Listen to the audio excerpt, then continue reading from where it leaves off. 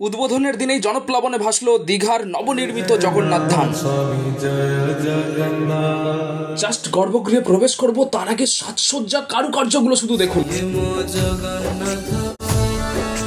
শুধুমাত্র দেশ থেকে নয়, বিদেশ থেকে এসে পৌঁছেছেন পর্যটকরা দীঘার জগন্নাথ ধামে।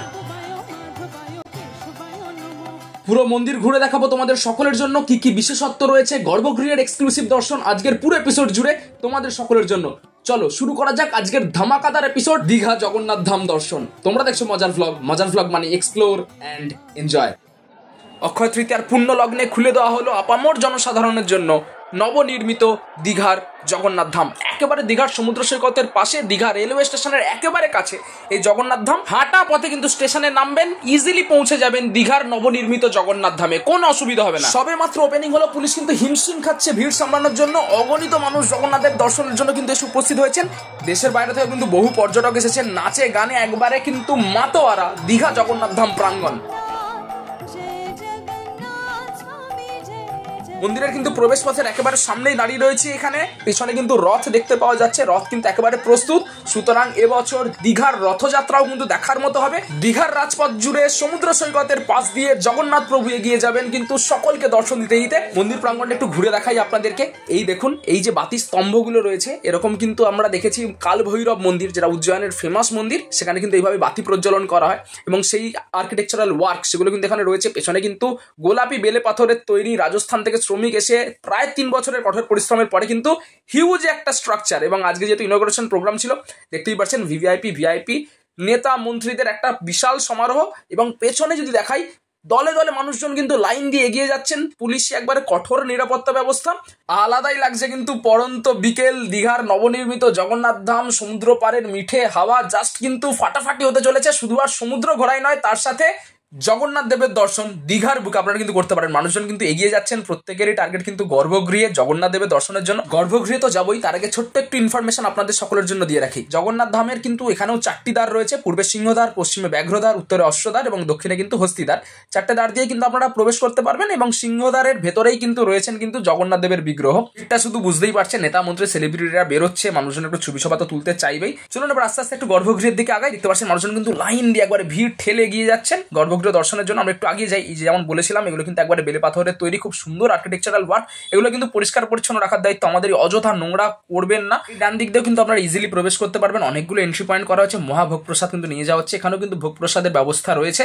এবং অনেকে যেটা জিজ্ঞাসা করছিলেন, পুরীতে যেহেতু খাজা বিখ্যাত, এখানে কি কি দিয়ে পুজো দেওয়া যেতে পারে বা প্রসাদ হিসাবে কি কি পাওয়া যায়, এখানে কিন্তু প্যারা এবং গজা এই দুটো কিন্তু পুজোর প্রসাদ হিসাবে কিন্তু ব্যবহার করা হবে দীঘার জগন্নাথ মন্দিরে। প্রতিটা জায়গার আলাদা আলাদা মাহাত্ম্য রয়েছে এবং সেগুলো কিন্তু বিচার বিবেচনা করে সেগুলোকে খুব সুন্দর করে আজকে ফুলের সাথে সাজানো হয়েছে।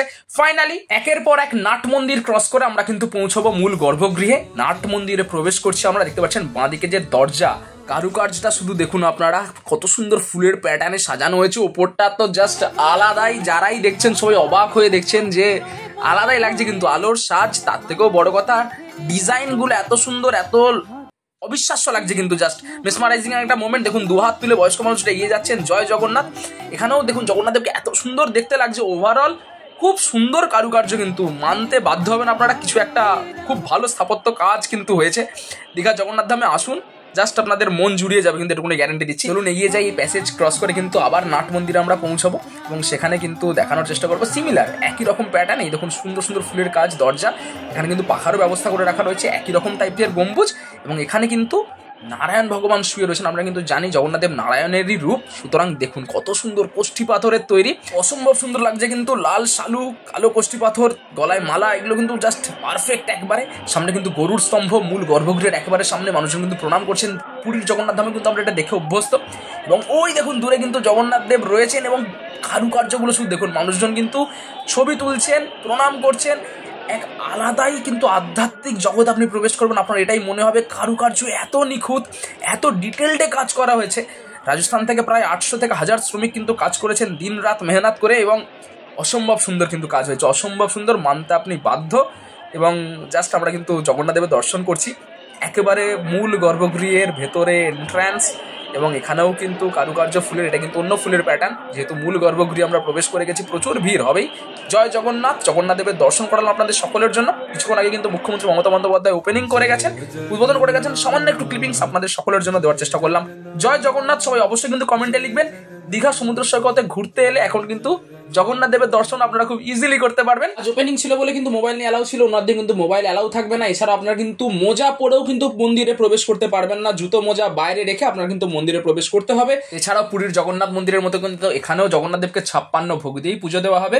অনেকের মনে অনেক কনফিউশন রয়েছে, 4টেই মাত্র ধাম, কি করে দীঘাকে জগন্নাথ ধাম বলা যেতে পারে? নতুন মন্দির প্রতিস্থাপন হয়েছে, শিল্প স্থাপত্য ভাস্কর্যের একটা নিদর্শন বলা চলে। কোনো রকম কোনো কন্ট্রোভার্সিতে না গিয়ে মন্দির দর্শনে আসুন, দীঘার সমুদ্র সৈকতে হাঁটুন, জগন্নাথ দেবের দর্শন করুন। জয় জগন্নাথ। কেমন লাগলো আজকের স্পেশাল এপিসোড অবশ্যই কমেন্টে জানাবেন। সকলে ভালো থাকুন, সুস্থ থাকুন, দেখা হচ্ছে পরের পর্বে খুব তাড়াতাড়ি। জয় জগন্নাথ।